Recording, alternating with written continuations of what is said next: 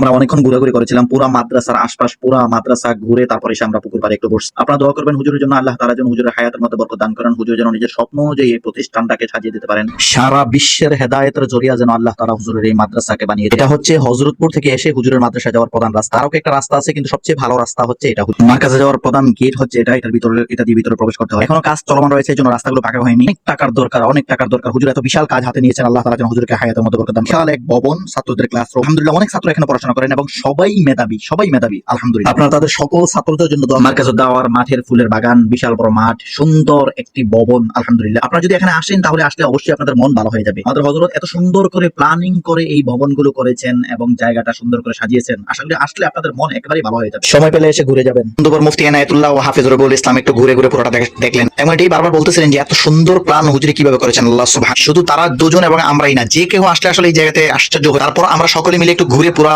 মাদ্রাসা, পুরা বাগান, পুরা মার্কাজ আমরা একটু ঘুরে দেখলাম। যেহেতু আমরা অনেক দূর থেকে গিয়েছিলাম দেখার জন্য, যাবো করে সুযোগ হয়। আজকে যেহেতু আমাদের সুযোগ হয়ে গিয়েছে, এই জন্য সকলে আমরা গিয়েছি। আমরাও দাঁড়িয়ে দাঁড়িয়ে একটু চিন্তা করলাম যে আলহামদুলিল্লাহ আল্লাহ তাআলা হুজুরকে হায়াত দান করো। হুজুর যতটা প্ল্যান নিয়ে বাগানটা সাজিয়েছে আল্লাহ তাআলা যেন কবুল ও মঞ্জুর করেন। আমরা সকলে গিয়ে একটু বাগানের মধ্যে দাঁড়িয়েছিলাম, বাগানটা একটু ঘুরে ঘুরে দেখলাম। যত দেখি ততই ভালো লাগে, এটা বলতে হবে। আমি যদি সারাদিন এভাবে আপনাদেরকে বলি, আপনাদের কারো বিশ্বাস হবে, কারো হয়তো বিশ্বাস হবে না। এই জন্য বিশ্বাস হওয়া বা না হওয়া সম্পূর্ণ নির্ভর করবে আপনার আশার উপর। যদি একবার মার্কাজুদ দাওয়ায় আসেন তাহলে অবশ্যই আপনি আমার মতো বলবেন যে আলহামদুলিল্লাহ অনেক ভালো লাগে। আপনি যদি না আসেন তাহলে হয়তো আপনি বলবেন যে হয়তো ভালো লাগতেও পারে। এই জন্য আমি বলি আপনি হাতে সময় থাকলে অবশ্যই এসে ঘুরে। এদিকে আমাদের সহবন্ধু রবিউল ইসলাম ফুলের বাগান দেখা টিকতে পারেনি, ভিডিও করতে শুরু করেছে। আব্দুর রহমান ভাই দাঁড়িয়ে আছেন ভবনকে সামনে নিয়ে। পরিবেশটা আপনারা একটু দেখেন, কত সুন্দর পরিবেশ, কত সুন্দর সিস্টেম করেছেন। আসলে আমাদের মাদ্রাসা কওমিয়াগুলো এরকমই হওয়ার দরকার, আমাদের মার্কাজগুলো এরকমই হওয়ার দরকার, যেন এক একটা মার্কাজ দেখলে মানুষের মন শীতল হয়ে যায়। এক একটা মাদ্রাসার পরিবেশ দেখলে যেন মানুষের মন শীতল হয়ে যায়, মানুষ যেন তাদের বাচ্চাগুলোকে মাদ্রাসায় দেওয়ার প্রতি আগ্রহ হয়। কাজের জন্য বিশাল এক মসজিদ করেছে আলহামদুলিল্লাহ। আমার মনে হচ্ছে এই মসজিদের মধ্যে একসাথে 1000 তলেবুল নামাজ পড়তে পারবেন। পাশাপাশি তো উস্তাদরা আছেনই। এত সুন্দর করে প্ল্যানিং করে মসজিদটা করেছেন। মসজিদটার মেহরাবটা দেখেন কত বড় করেছে, সুবহানাল্লাহ।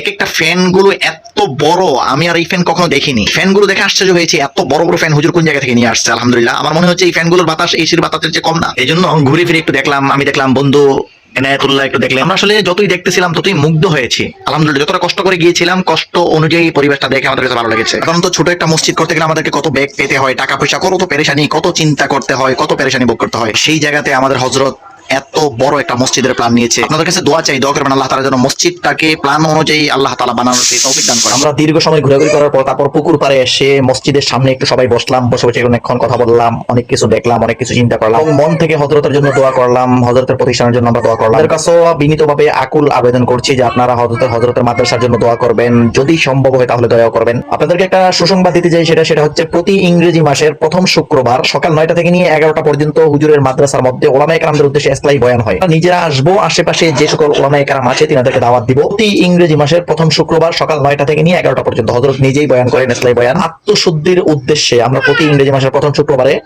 হযরতের মাদ্রাসায় উলামায়ে কেরামদেরকে দাওয়াত দিয়ে আমরা সকলে এসে উপস্থিত হব। আল্লাহ তাআলা আমাদেরকে তৌফিক দান করুন।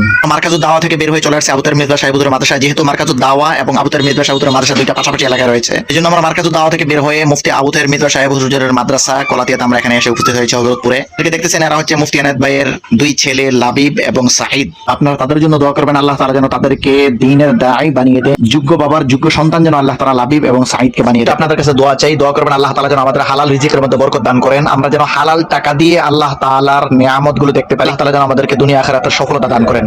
আসসালামু আলাইকুম।